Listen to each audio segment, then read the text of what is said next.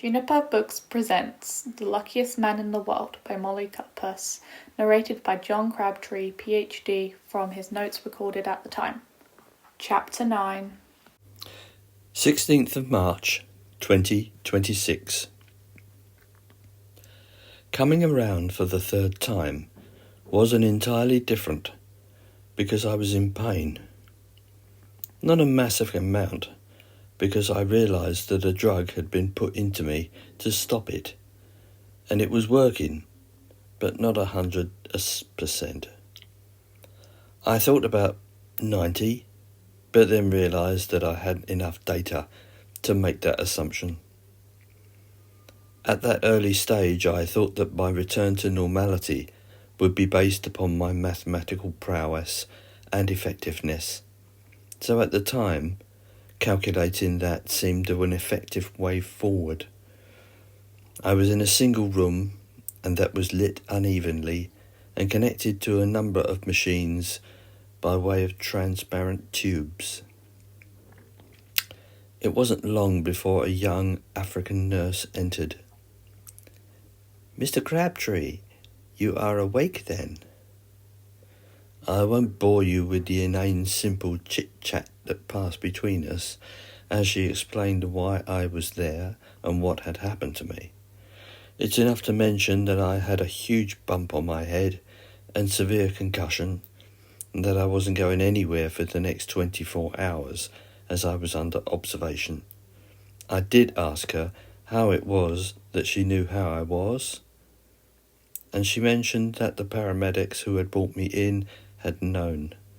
So I suppose I had Joyce to thank for that, and then thought no more about it, until my mother and father entered, my mother wearing the same concerned expression she had worn when a family dog had been put down when I had been about 10.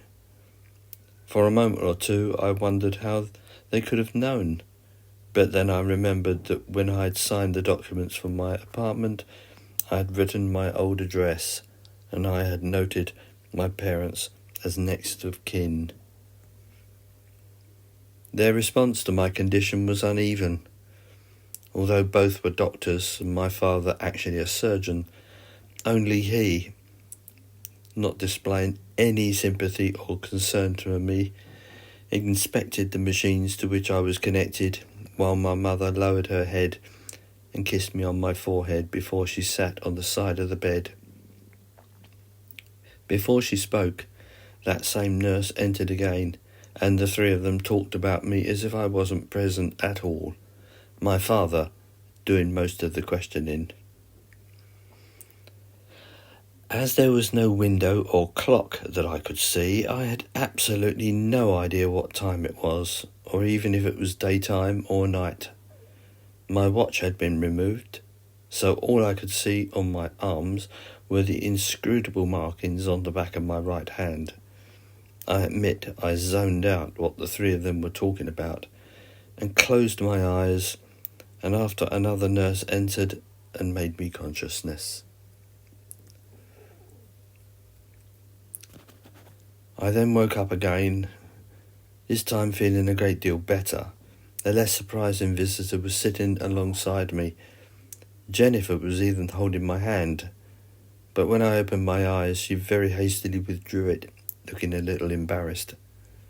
"Hi, dumbass. Want to tell me what happened?"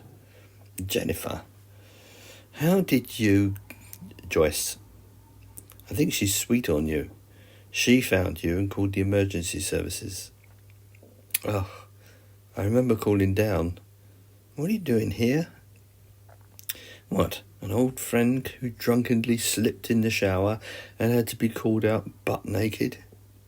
"That didn't happen, did it?" "Let's put it this way, Joyce got an eyeful before the paramedics arrived." "I've got no memory of that." "Good job security had pass keys, otherwise I'm guessing you'd have no front door left now." "So you've got concussion, they tell me." "So I've been told, but I feel a lot better now. Tell me, is it day or night, and what's the time?" "It's the 16th and it's 11 in the morning. I spoke to a doctor and he said that you'll be released soon. No permanent damage. They did a scan, of course. I'm going to take you back to your flat to collect that overnight bag, and they're going to have to book you into a hotel. Ah, the bag. About the bag. I don't think I did it. I just carried on drinking. Why? What's going on? Jennifer reached for her handbag on the floor, and from it silently took a newspaper. Opening it and twice folding it back, she handed it to me as she tapped at it with her finger on her other hand. Looks like you've royally pissed off Caroline. Although the author of the piece hasn't mentioned her, but at least everybody can read your name. I guess the article was about 1,000 words in length, and I was mentioned just once, but that was at the beginning of the second paragraph, and described to me as a prominent mathematician, so it couldn't have been worse. After I'd read it, I silently handed it back to her. Well, at least that's all the information about me. Are you crazy? Your name and what you do. Anybody with a modicum of ability will be able to work out exactly where you live, what your mobile and email addresses are, right down to your national security and national health numbers. And trust me, it won't take them long to find the rest of your family either. I should sue. John, you're obviously still concussed. Are you mad? Why not bring yourself to the attention of the entire world in one easy lesson? Then what? What am I supposed to do? You still don't realise what a shitstorm is coming your way. Do you want to read it about it? Do you want to read it again? The article claims from a reliable source that John Crabtree, who was a doctor of mathematics, a bespectacled and noteworthy London mathematician, has the ability to travel in time. All we are waiting for now is for the crazies to come out of their mother's basement and hit the streets. And once that goes on the internet, it'll nearly break the circuits. People live for this crazy stuff. All I could do was stare at the back of my hand. John, do you hear me, John? Are you listening? Hello? First things first, we have to get you out of here. You read about the part concerning the markings? How many people have seen them? I don't know. Nobody said anything. But they are distinctive. I wouldn't be at all surprised if within the next 24 hours some jerk puts up a reward for somebody with any information concerning a weird tattoo on the back of a man's right hand. And that will bring out the crazies, I suppose. It's not at all funny, John. I'm going to speak to somebody about getting you out of here. If anybody comes in, cover your hand. She left abruptly, leaving me with conflicting thoughts. The major one being that only within the last hour I had decided that I really didn't want this gift, if that's what it was. I really didn't want to use it anymore. It wasn't because of the problems that Jennifer predicted was coming, but it was more of a personal choice, because I knew where I was, and I knew that I was safe. Vanishing backwards and forwards, never quite understanding how it was done, was playing havoc with my intellect. I was doing what science told me was impossible. It was as if all my life science had educated me that a certain colour was blue, and now it is green. The whole thing was throwing me. And I'm not forgetting the almost constant anxiety of wondering if I was able to return. And not forgetting the paradox of possibly changing events which could lead to catastrophic changes in the way I view the world. How could I know if I changed anything for the better or for worse? Not to mention what infections I might get and transmit them to a time that has no protection. I remembered that old contraction, the grandfather paradox. And for those of you who are not familiar with it, it goes like this. What would happen if I travelled back and killed my grandfather? That would mean that my father would not be born, and consequently I would not be born, so how could I travel back in the first place? I had been aware of this dissension since my early days at college, but of course I never in a million years expected me to think that the problem with any sense of seriousness. Jennifer returned, and I looked at her as if she had the answers. You okay? You look constipated. Right, you'll be checking out in about half an hour. Where's your clothes? I stared at her blankly, and she realised. Oh, crap. Wait there. She returned to the brown dressing gown as the attractive African nurse was unhooking me from the machines, and before another older white nurse asked me to sign a release form, before sympathetically admonishing me about the dangers of drinking and taking a shower at the same time. Then she handed me a plastic bag containing 2 packets of medication and instructions for their use. Then, thankfully, they left, and within 15 minutes we were seated in reception waiting for our Uber. And then we were both noticed and heard the beginnings of a heated disagreement between 2 men and 2 women, one of whom was the receptionist, and Jennifer gave me a serious look before she grabbed my arm and pulled me outside. Jonos, don't take them long, didn't it? I told you. I have to admit I was astonished and frankly a bit scared, and I was only too pleased to settle in the back of the car as it headed for my flat. Joyce seemed more than pleased to see me, and before she passed across my set of keys, I thanked her for the prompt action she had taken and apologised for the naked condition in which she found me, which she took with a small and knowing smile which left me feeling slightly uncomfortable. I didn't get the feeling that she had read anything about me in the newspaper, which was a slight consolation. An ongoing problem occurred because when I entered my flat, I immediately felt relaxed as I almost fell onto my sofa, and I closed my eyes. I was just happy to be in familiar surroundings, but all the time I could hear Jennifer's caterwauling, imploring me to pack what things I needed. John, seriously, if you don't get to leave soon, then you may as well lock the door and throw away the key. As they uncovered the bloody hospital, then it certainly won't take them long to get here, and once they do, you'll be pretty well trapped. I'm just so tired. Then you bloody well sit there then and prepare yourself for the craziness that's going to happen. With a great deal of effort and resentment, I heaved myself to my feet and reluctantly went to my bedroom and packed a few necessities. When Jennifer joined me, I gazed witheringly at my collection of books. What am I to do in a hotel without them? You've got your iPad, haven't you? You'll get online. Come on. At reception, Jennifer dealt with getting a cab. I spoke to Joyce, who displayed to me more than her usual attentiveness. Can't tell you why, Joyce, but if anybody comes asking for me, can you tell them that nobody of that name lives here? And if they persist, can you just say that I've gone on a long holiday? I understand, Mr. Crabtree. And if any member of your family arrives?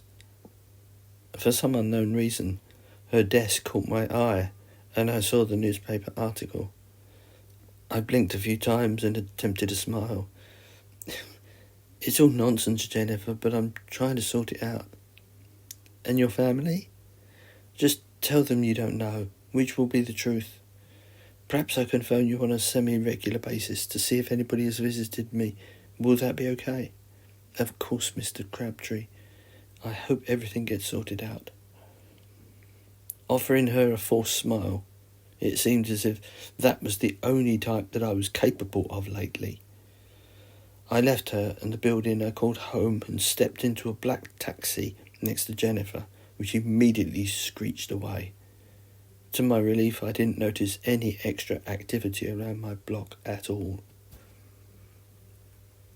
I sat back, and as silent as the modern London passed me by. I didn't even ask Jennifer as to her destination. because all that consumed me was the sight and sounds of those journalists almost baying at the hospital's reception. If that's how they behaved in such a public and normally revered quiet space, then just how the hell would they act in other, less formal places? You okay, John? I've had better days. Just where the hell are we going? I told you, a hotel, and one that has a reputation of keeping its customers private. I'm still unclear as to what you are actually getting out of this. To be honest, John, neither am I. I ought to be one of those journals, scrabbling for a good story. But having undergone what it is you can do, somehow I feel that helping to protect you feels like a better option. Does that make sense? No, sorry, not at all. But I tell you what it does, ending all this before it gets out of hand. And besides going into hiding, how do you think that's going to be achieved? I looked at the cab driver and thought I saw his head tipped slightly to one side as he was listening. I'll tell you after I get settled.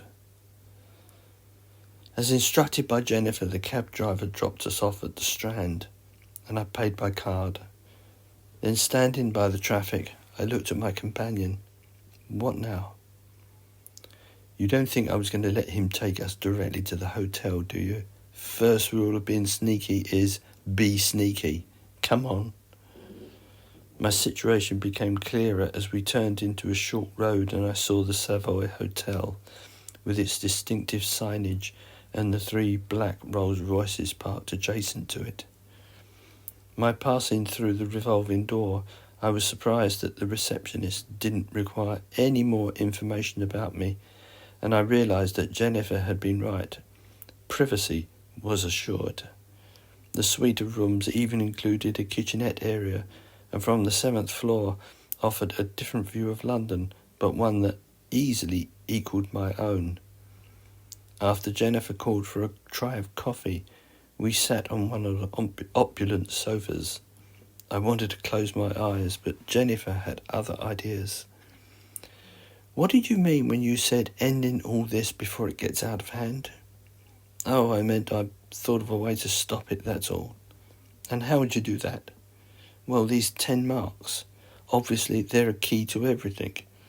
However, they were put there, and of course, by whom and for what reason remains unknown. But it's clear that, however they work, they must be interacting with me by way of my skin. It's either that or bloody magic. I don't suppose you've had them examined by a skin specialist? Not in the time, but that's a good idea. Although honestly, I don't think they'd be any better off in understanding how they take me anywhere. Whoever did this to me came from the sky, from outer space, so I don't expect some common or Garda skin doctor to be able to unravel its secrets. So what's your plan? Not really a plan as such, just an idea. They look like tattoos, so it ought to be easy enough to have them removed. If a little bit painful, so I've heard. I don't have any, but I've heard that getting one stings a bit, so removing one might be the same. Depends on where it is. I have a flower here. Jennifer pointed to a soldier. It wasn't too bad. The back of your hand might pinch a bit, though. But why get rid of them? Surely you realise that properly handled, this gift could be of inestimable bad value to just about everybody. And before you answer, think you could be the only one, because I've not so much as heard about a sniff of anybody else having this ability. Not on the internet anyway. With respect, Jennifer, you can just leave and go about your business. It seems probable that within a day or two I'll become a prisoner in this room. A prisoner with an ability to do something that I'm really not keen to experience ever again. I then offered her an explanation of my previous thoughts and fears, namely a morbid collection of not really wanting this gift, my fear of not being able to return, my trepidation of possibly changing events, the anxiety of infections, and at last the grandfather paradox, which when it came down to it really is the same as changing events.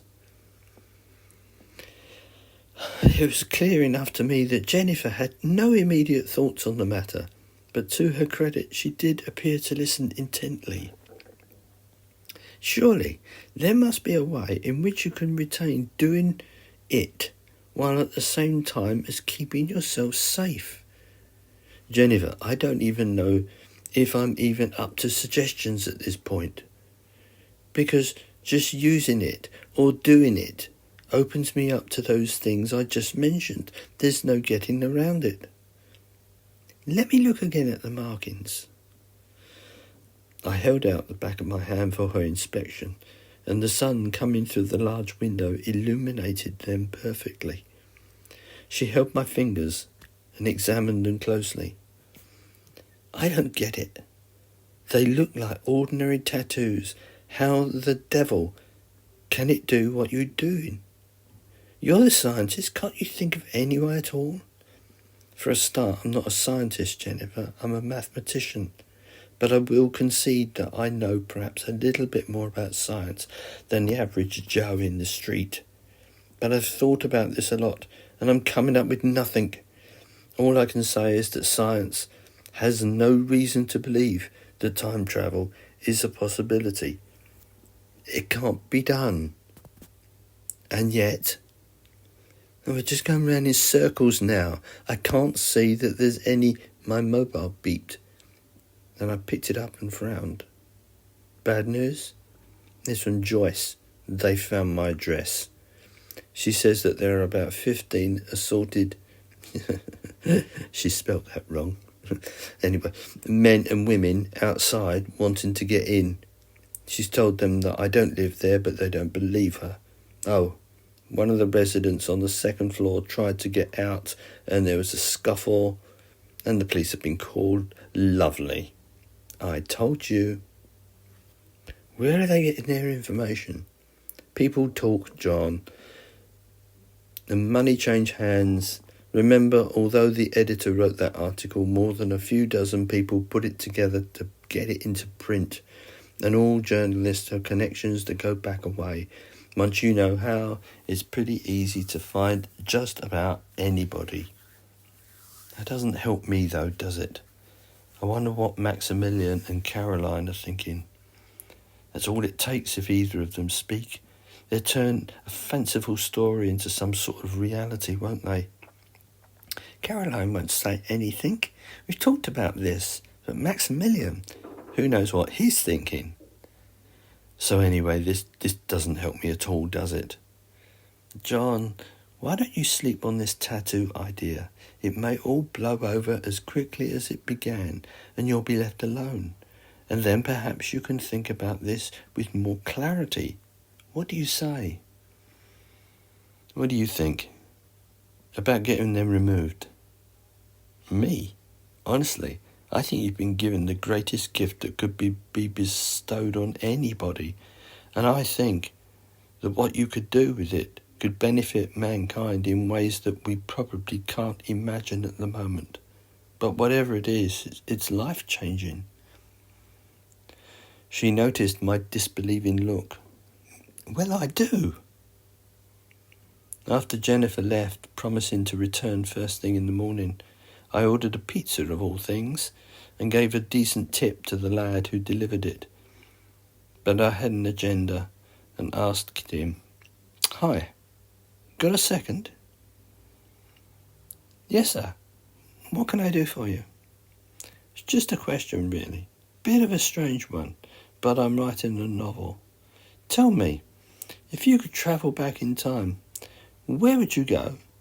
And what would you do? Any ideas?" I could tell the chap wasn't a thinker by his thick-set features and his eyebrow that sprouted in a single bushy line, and this was confirmed when he answered. "What, like a fancy? Okay, well if I would, I'd like to go back to 1966. and watched England beat the West Germans at Wembley Stadium. Wow, just to be there, that'd be sick. Well, I thanked him and then quickly closed the door, wondering what other things the troglodytes of this world would have me do. I split the evening between watching TV and browsing the internet and fell early into a thankfully deep and dreamless sleep. 17th of March 2026. I ordered breakfast as soon as I woke, and it was during my enjoyment of that luxury that there was a knock at the door. Suspiciously, I stood next to it. "Who's there?" "It's me, Jennifer." I opened it to see her characteristically annoyed face, and she entered before I could speak. "Have you spoken to anybody? Anybody at all?" "No." "What's happened?" "What's happened is that there is a bunch of reporters and a TV crew camped outside the hotel." "How did they know?" "Are you sure?" "Yeah, no one. Oh. What?" "I ordered a pizza last night and I spoke to the delivery guy." "Oh, crap. Yeah, I did ask him where he'd like to go in time if he could, but he was only a pizza bloke." "Idiot. Since you disappeared, a multi-millionaire, a watch has been put on expensive hotels. And what were you thinking? You ordered a greasy takeaway pizza and had it delivered to the Savoy, a place with probably the finest chefs in England. I give up." "It's what I fancied." I have no doubt at all that he was questioned, and apparently it didn't take long for this man to speak of a conversation you two had. You just shot yourself in the foot, or in your case, your face. So what happens now? My guess? The rumour that you are here will be spread faster than the plague, and within 12 hours the management will politely request that you settle your account and leave. And to go where? That's what you're concerned with? What else? Bloody hell, for a man who works with numbers, you just can't add up, can you? Perhaps it'd be better if you stopped with the snarky observations and just tell me what's on your mind. Oh, God, my best guess is that by tomorrow morning the outside of the Savoy will look like a rugby scrum, and you will need police protection to get through it. The gig will be up, and the day after that the world will be buzzing about the mystery man who the newspapers say has the ability to travel in time. There will be verbal punch-ups and the accusations all over the media. You know how it loves to argue a point, whether they support it or not. X, Facebook, YouTube and the rest will go mad. Anything to sell copy and anything to get ratings and subs. You'll be forced to give a press meeting where you will deny everything, and then you will go back into hiding where you will remain under observation for perhaps years. That's what's on my mind. And all because you ordered a fucking pizza. If you don't mind, I'm going to finish my breakfast. There's coffee if you like. Coffee? Has anything I've said meant anything to you? I took off the top of my second boiled egg and took a mouthful. I've listened, sure, but haven't you forgotten something? A little something I can do? But you said... I know what I said, Jennifer, and I'm not all that happy about it, but it's the only way, isn't it? We know this suite was empty yesterday. I stared at her meaningfully. Her response was to sit and pour herself a coffee, whereby she almost became resigned. Yeah, you're right. It's the only way out. Strange. I didn't think of that. I'd think it's strange if you did think of that, because travelling into the past to avoid something today wouldn't be the first thing a normal person would think of. I suppose not. But then what? We return to this present time once we put some sort of distance between us and this place. You don't have to come with me, of course. We could meet up somewhere at a time of our choosing. Simples. No, I actually think we ought to keep together, if that's okay with you. Fine by me. Are you hungry? I can send for some more eggs or anything else you fancy. There's a menu there. No, thanks. I'm good. But then what? I'm going to do the tattoo thing. There's a professional company in Mayfair specialising in removal. I checked them out last night and they are open today. So, you're just going to get yourself rid of this thing? What gift? Look at me. I'm an expensive present. And according to you, it will only get worse. I want my life back, Jennifer. I want to be normal. She nodded, albeit reluctantly, and lapsed into silence while I finished my breakfast. We scanned the news services, but there was no mention of anything regarding me, and I didn't know whether that was a good thing or not. You do realise that ridding yourself of those marks won't stop the press or regular people hounding you. Once you are named, you will be named. Not everybody will believe you. Then I'll show them my hand. And what good will that do? You're a happy soul this morning. I'm being practical. Christ. Men walked on the moon over 50 years ago, and there are still idiots who don't believe it happened. The ancient Greeks thought the earth was a sphere, and there are still dickheads out there today who are members of a society who still believe the earth is flat. You think fanatics like that are just going to give up because you've had a tattoo removed? I tell you now that the conspirators are out to have a field day. It might take as long as 100 years before you and what you can do vanish from public consciousness. But maybe not. Jack the Ripper is still written about, and there are tours that we can go on, and that happened 130 odd years ago. And people still debate about if Anne Boleyn was really guilty or not, and how long it was since she died. The reality of our words were, I admit, caused me to reflect. But at that present time, burning off the marks was all I had to console myself. I didn't care at all for what she said, but in the heart of my being, I felt that what she said was probably true, as much as I didn't care to admit it. I was big news. Well, I'll deal with that if and when the time comes. We disappeared before room service knocked, and the manner of our vanishing was so swift that had it not been for the subtle change in light levels and a single mysterious and instantaneous change in the volume of sound, I would have hardly known that we had travelled back a day to exactly the same time. We wasted no time in leaving, and thankfully had no difficulty in passing the front desk and the concierge, who did not see us, which was a good thing, I suppose, because it did occur to me later that day we would arrive, and that would prove to be awkward if he had seen us. However, I had no memory of him being confused around us, so that seemed okay. As we waited in the Strand for a taxi, Jennifer noticed my quietness, and so I mentioned what was on my mind concerning the concierge. But all she did was looked puzzled, almost as if she didn't appreciate the paradox at all.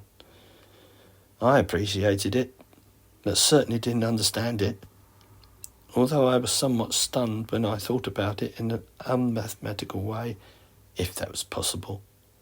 I suspected it was, although what kind of mathematics it might work under the circumstances completely evaded me. Understanding it might even inspire a new fifth branch of it. After the taxi had deposited us, we found a quiet corner and we made the jump back to our proper day and time. The process was so instant that it was easy to believe that all the different times since the universe had begun and ended were simply existing next to each other, and it was only a matter of choice. It all began to appear just deceptively simple. To my surprise, the tattoo removing parlour was not tucked away discreetly as I imagined it would be, given the area and the type of clientele that might take advantage of such a service, given that it was, after all, Mayfair. Or perhaps discretion didn't mean that much anymore, for it was part of a general beauty salon of the type that reconstructed nails and had several beauticians available for other services such as Botox injections, face and lip fillers, permanent makeup, chemical peels, microabrasion, and laser hair removal, among other odd procedures that women wanted. Yes, it was that sort of place, overwhelmingly feminine, and as soon as I entered I felt decidedly uncomfortable, as I felt I was intruding into a domain designed entirely for the opposite gender. Nevertheless, the bad boy of the salon, if I can call it that, the tattoo removing service, was at the rear of the premises, and after being attended by a receptionist, we took our seats and waited to be called, as the sickly scent of an exotic and no doubt expensive aromatherapy-scented oil vaporizer filled the air. But as much as that was possibly meant to subdue those waiting, I will confess to it being unchangingly nervous. Obviously, I had not been conscious when the markings had been put into me, and I could only assume that they were going to be painful to remove. That was my logic, as I had heard that getting a tattoo was painful. And moreover, this wasn't a proper medical setting, so they wouldn't be offering me sedation or any form of anaesthetic. As I waited, my hand tapped nervously against my knee. Nervous? What do you think? Yeah, just a bit. You don't have to go through with it, John. What other choice have I got? I want my life back, just as it was. If you say so. I was about to say something sarcastic and perhaps even meaningful, but just then an extremely beautiful young woman appeared and called my first name. I hesitated for only a fraction of a second before I stood. I took one last look at Jennifer before I followed the woman who introduced herself as Felista along the long, short corridor and into a room painted almost entirely in white. I noticed a certificate attached to the wall, informing an observer that she was an experienced and suitably qualified practitioner. I had expected some sort of a chair, much as a dentist might have, but I saw nothing of the sort, and the machine that was to do the work was small. I was immediately disappointed when Felicia began to explain the process was not going to be over in one session. Without even examining my hand, the number 10 was mentioned, which made me feel profoundly discouraged. Only after she had explained the process and surprisingly suggested a topical anaesthetic cream, and mentioning further normal nonsense such as insurance, did she pull on a pair of blue medical gloves and then examined my hand and gently rubbed a white cream into the markings. Being the professional she was, she did not comment or speculate, at least verbally, what the odd meanings were meant to represent. I had a feeling that even though she was young, she had witnessed a lot of stupid tattoos on a lot of stupid people. I mentioned previously that I had no great love of tattoos, didn't I? The goggles she asked me to wear were mandatory, and after I had made myself comfortable at a table that had been covered in clean white tissue paper, I rested my right hand on it, palm down, before she switched on the powerful light and magnifier. I recognised the 50-cycle mains hum, and she asked me if I was ready. All I did was nod, at the same time as wishing I'd won the lottery again just to top up my finances. Felicia slipped on her own eye protection and touched the tip of the laser to my skin and began the process. I heard the hum of the machine twice become louder, as if it were under a load, and my expression was flinching as I waited for the pain, but none came. After the second burst of laser light, Felicia stopped and examined the top marking, the one on which she had begun, and our eyes met. She repeated the operation before stopping again, putting the laser to one side as she touched my skin. "John, where did you have this done?" "Is there something wrong?" "No, I'm not too sure. It appears that my machine is not making any progress at all. The area under your skin is not even warm."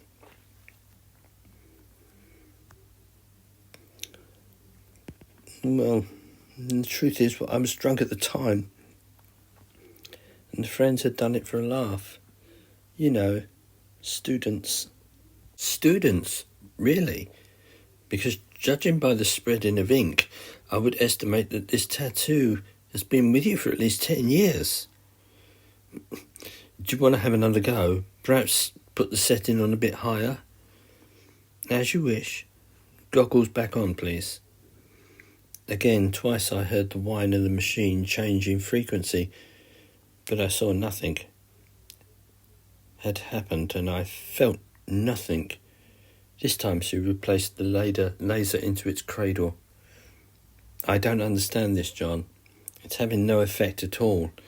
In fact, I don't even know what's happening. The light is neither being absorbed or reflected, and your skin remains the same temperature as far as I can tell. This doesn't make any sense at all." "So you can't remove it?" "At the moment, it appears not. Cosmetic surgery would do it, of course, but you would have to be desperate to take that approach." "I'm sorry, John, I don't think I can help you. If you wish, I can talk to my colleagues and get their opinion. I can perhaps call you if I can uncover anything."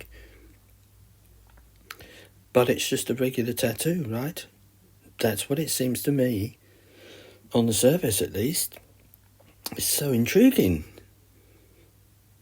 I didn't know what to say next, and I only mumbled a few words as she escorted me back to where Jennifer was reading a magazine. "That was quick. How was it?" All I did was shake my head, and headed to the front of the shop, where I thanked Vasilia and paid with a card. I didn't speak any more until Jennifer and I were walking towards New Bond Street. I saw a coffee shop and guided her towards it.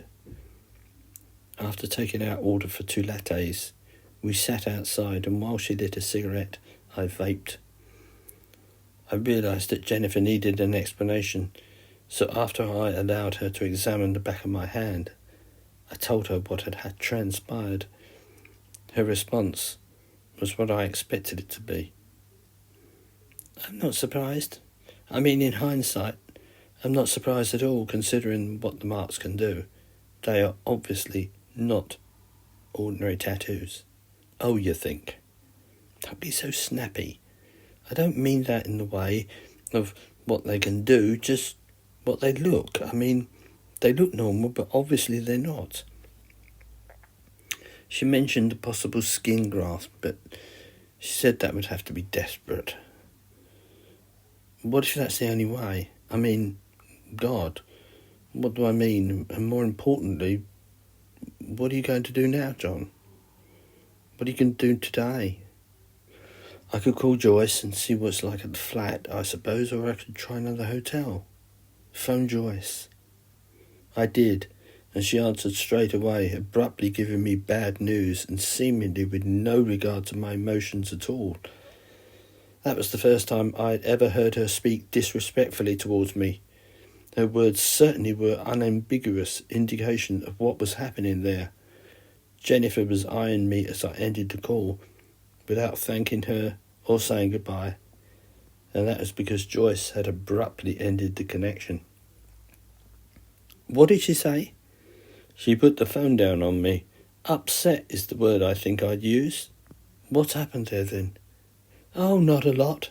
Just reporters and police and mayhem and a few arrests. There's a cordon and nobody's going in or out unless they can prove they've either got business in the street or live there. Minor things, you know." I did say that might happen, didn't I? "So you'll just have to try another hotel." "Maybe, or maybe not." "What do you mean? What have you thought of now?" It's true that I won't be able to get in normally. Jennifer caught on immediately. All right, but how are you going to explain how you got in? Nobody needs to know, do they? John, for a start, your neighbours will know. How are you going to get in food? People will see your lights are on. And may I remind you of that government security case last year, Peter Cockington? Remember the drone that the Nationals hired? Super sharp videos of the man going about his business when he was not even supposed to be in the country. Remember his downfall? I'll put curtains up. Where are you going to get them from? You don't have any curtains. Why are you being so negative? I put forward a solution and you shout me down. Because it's impractical.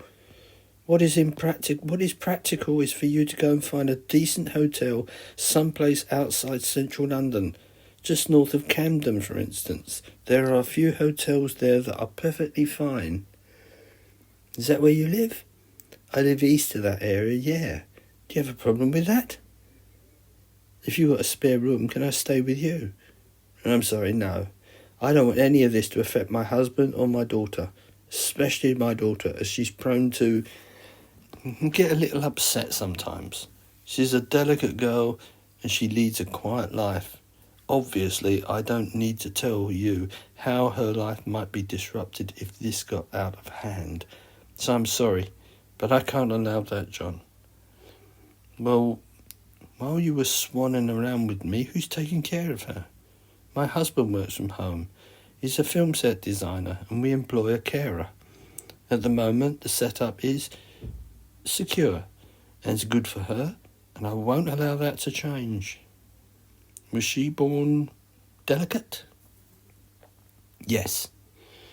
Although it took us long enough to get a proper diagnosis. Look, I'm sorry, but I don't want to talk about her.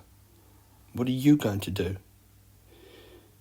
Jennifer stared at me for almost a minute while I thought, and those that walked past ignored me as much as I meant nothing to them. I enjoyed that feeling. All right, let's give the hotel thing another go. But Jennifer was not now looking at me. She was staring, rather rudely it seemed, at two young women who were obviously customers at a table close to us. I followed her gaze, and when I had fully turned round, I had just time to hear the characteristic click of a mobile phone taking a photograph before I realised that my picture had been taken. I felt myself become instantly flushed, but it was Jennifer who stood angrily and marched to their table, causing the 7 or 8 people enjoying their drinks in the fresh air to stop talking as she became the cynosure of attention. Why did you take her picture? The young woman who had taken it, probably no more than 19, looked alarmed, or at least concerned, but stood her ground, and when she spoke it was with a heavy French accent. What's wrong? It's a free country, isn't it? But why us? Because he is famous. Jennifer turned to me, and for a moment I thought she looked helpless, and I had only ever seen that expression before when I picked her up from 1946. That ridiculously seemed like a long time ago now. No, he's not. But he is. This is him, yes? The woman took her friend's mobile and tapped it a few times and then held it out, and even I could see it. And horribly enough, I recognised it as one that had been taken at uni at my graduation. See, he is recognising himself as well. What platform is that on? Pardon? What platform? Facebook, TikTok, Instagram, Likey, Snapchat? What is it on? I'm not going to repeat the name of the newspaper she mentioned, just as I haven't done so previously for reasons that are obvious, but I can say that it is the same one that Morton is its editor. Poor Jennifer's expression. I almost felt sorry for her as she silently pulled me to my feet, to the astonished stares of those who were enjoying their coffee, and we hurriedly continued walking towards New Bond Street. Okay, are you convinced now? You can't go back to your flat. Surely showing my picture means that I can now sue him. What right has he got to do that? He's ruining me. Not sure I want to buy his newspaper. I can probably get one in here. You'd best wait here. I think getting you a hat will be a good idea as well. Won't be long. I gained no more attention from the dozens of people who walked in and out of the Tesco Express, and I was in the process of convincing myself that Jennifer was taking it all a bit too far when she rudely pushed a folded up newspaper in my face. Read that and tell me that this isn't going to be a big deal. I didn't read every word, just enough for me to wonder what my family might think and how it might affect them, particularly my sisters. Their address had not been named, but by now I realised how easy it would be for a person who had the right knowledge to uncover it. Unfortunately, the street where my flat was named, as it was, of course, the flight of fancy story that there was a certain young man who possessed the power to travel in time, and moreover, that the editor had had first-hand practical experience of how it was possible. Bloody caravan. Oh, got to that part, have you? I didn't think he'd go this far. While I had been reading, Jennifer had been searching the internet. Look at this. Over 500,000 search results, and that's just on the first day. Didn't I tell you that this was going to be a shitstorm? So come on, let's get a taxi. But I didn't move. John? No, I'm going back to my flat. You can't do that. Watch me. Why? Because that's where it all started and that's where it has to end. Going to another hotel isn't going to fix this. Someone will recognise me and then I'll have to move. And then how difficult will it be? If this is what it's going to be like after such a short time, then what's it going to be like in a week's time? I think the best thing is to hide away in my own flat. I'll hang bloody newspapers up to cover the windows if I have to, and I'll get food in somehow, even if I have to. To what? I don't know. Call in a favour from 1 or 2 people. This is the worst thing you can do, John. Even if you showed up just one person, your ability, all they have to do is tell one other person and you will be screwed once more. Think about it, John. Well, nobody can force me from my flat, and unless the police have a warrant, nobody can come in. I think you underestimate the power of what the authorities can do. If they think you are a danger to yourself in any way, or to anybody else, then you'll see how quickly your right to freedom could be taken away. Think of the disruption in the street if thousands of idiots believe this, and it takes hundreds of police to manage them. And you know what will happen?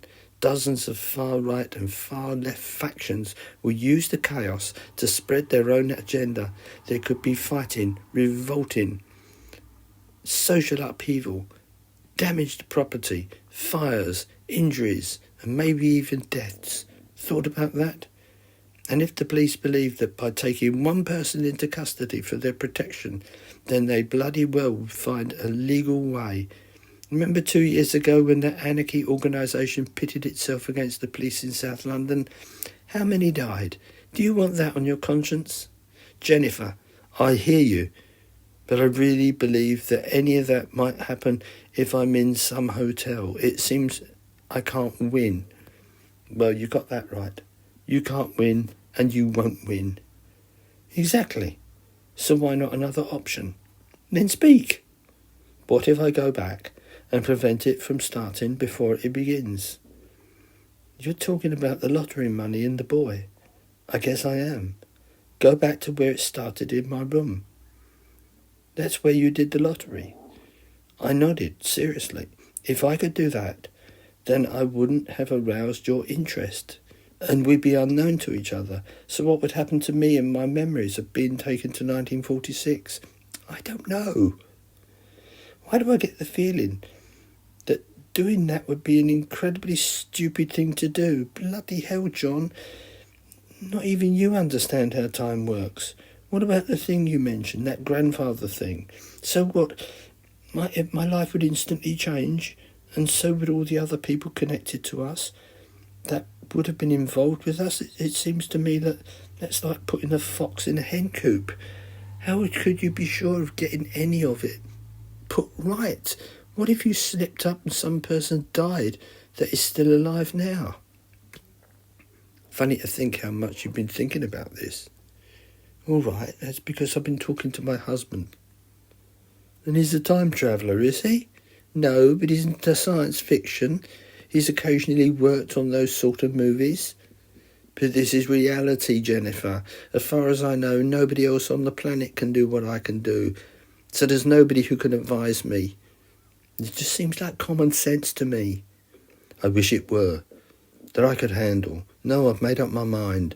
I'll go back to, say, a week after I moved in. Go in, probably in the evening when Joyce isn't working, and then come forward to today and no one will know. And me? What about if you put me in place in this idea of stopping before it starts? I don't know, Jennifer. Please, I just don't know. Somewhat reluctantly, Jennifer hailed a cab, and after we exited it near my flat, we found a quiet spot in one of the many churchyards, and there we disappeared to a week after I moved into my flat. Then it was a simple matter of stocking up on milk, coffee and frozen meals for one before, after dark, we entered the reception area of my block, where I introduced myself to Rosie for the first time. In case I was home at the time, I couldn't remember. We came forward to our proper date while in the lift, and on entering, immediately heard a constant rabble arriving from the street. On peering out, Jennifer estimated that there were as many as 100 spectators, all being kept clear of the entrance by temporary metal fences. She told me that it was too dark to read any of the numerous placards, but she did mention that 2 TV crews had been allowed to park and their cameras and equipment were difficult to ignore. What's it like down there? I've seen worse. Fairly peaceful at the moment. TV and the press are there. This is nuts. Do they really think that I've got the ability to travel through time? You know what I mean, Jennifer? Don't look at me like that. I mean, because almost every single person on the planet knows it's impossible. Scientific people, I suppose. But there's a lot of airheads out there, people who believe humans are capable of achieving more than what they think they can currently achieve. Maybe they think you are the harbinger of the next stage of our evolution. Oh, please. However, despite my immediate dismissal, what she said struck me forcibly. What if she said was true? I admit, I am not immune to enjoying a graphic novel or two when I was at the uni in what free time I had. Most of us there did, and we used to swap them to save money. So I was not entirely ignorant to the adventures of superheroes. But having thought that, my head became full of pictures of Superman, Watchmen, Saga, and the Marvel series. What if? I shook my head, feeling stupid, and filled the kettle to make coffee, while Jennifer began unpacking the groceries and putting them away, even though I hadn't asked. As she did, I kept wondering about her own objective and why she was there helping me, and indeed, why she was actually choosing to be with me and not with her family. However, I didn't want to question her because she had been useful so far. Our evening meal wasn't sophisticated, just bread, fancy cheese and red grapes, plus half a bottle of wine for Jennifer, while I got through several G&Ts.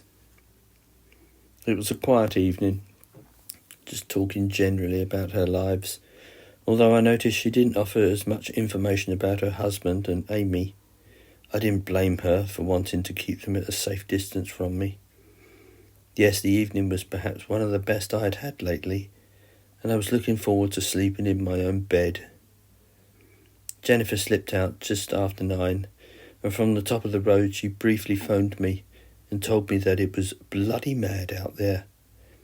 I smiled as she said that, and she pretended to live there and told a few reporters to get lost and stop bothering me, and how would you like it if this crap was outside your own house? I turned off my music just before I went to bed and placed my ear next to a window that faced the street and heard a kind of distant whispering and shuffling noise. But in general, however, many idiots and police were down there, and they were at least reasonably well behaved. But all the same, as I removed my clothes, I did wonder if at some point I would get a letter or a call from the owner and landlord complaining about what was happening, because surely the other residents wouldn't put up with all this nonsense as they exited and entered the building, having to push their way through crowds and being examined by the City of London police, not to mention coming in contact with the barriers. I couldn't see the council allowing the road being closed off for any length of time either. I'd like to pause here for a moment, just to take a breather, although I realise that this story hasn't been exactly travelling at Mach speed, but that's the proper nature or personality of a mathematician. Careful and deliberate, caution and particular. These are the tracks that gave my journey through life meaning, balance and stability, and as far as I've accumulated them, I feel relatively secure. Or perhaps I ought to say felt, because as you can imagine, being bestowed the extraordinary power to travel through time by some alien has somewhat changed my worldview. Just a little. You have been listening to an audio production of The Luckiest Man in the World by Molly Cutpurse, narrated by John Crabtree PhD.